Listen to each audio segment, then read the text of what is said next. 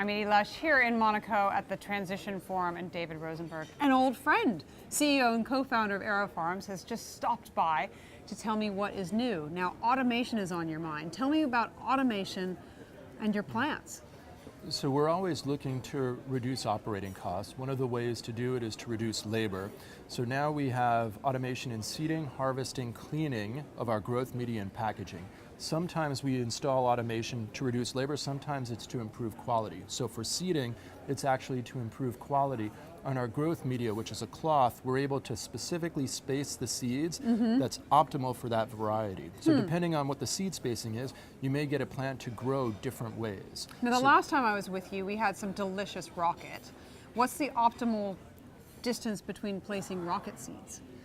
I don't know off the top of my head. You can make it up, But, it's okay. Right, not that the audience knows, but the key variable is has to do with how much light do they want compared to their neighbor.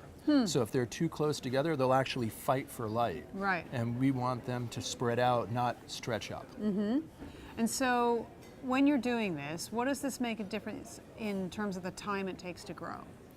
Well, overall, we want to play with that ratio of how much time it is to grow and how do we optimize yield as well as keep costs down. One of the exciting new features of AeroFarms in the last year or so is we've been able to grow a plant in 14 days versus 16 days. And that's really meaningful because that enables us to get essentially 24 crop turns a year versus 22, which enables us to get more output per capex, more revenue per capex. And growing plants, it's, as our head of R&D explains, it's like a balloon. You squeeze on one side and it pops up in different ways. So growing fast, better yield, good, but other things can grow that you don't want to grow. So we're always playing with that balance to make sure we get what we don't want and we don't get what we don't want. So tell me what else is new at AeroFarms? You're growing a lot of different varieties now. 200, is that right?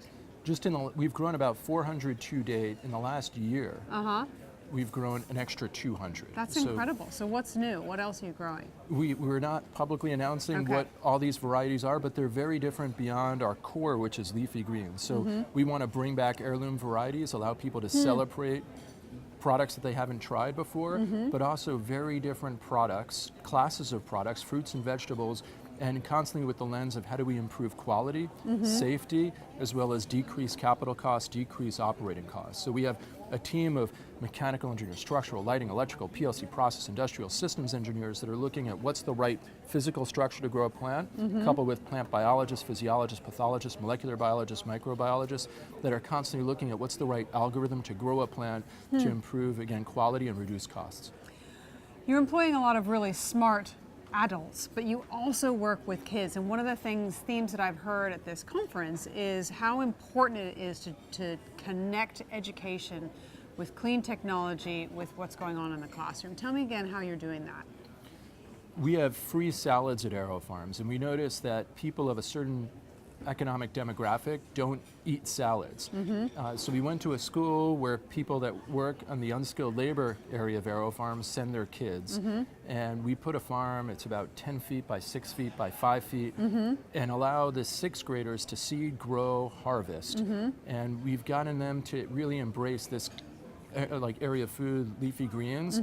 We started our Trojan horse, was a product, chervil, that tastes like a licorice, and from there grew basil, collard greens, et cetera, and essentially today get the kids to eat the greens instead of the fries. Michelle Obama, when she was First Lady, she came over and celebrated this, helping us bring food to the kids, as she liked to say. Amazing. And anything else next up this year?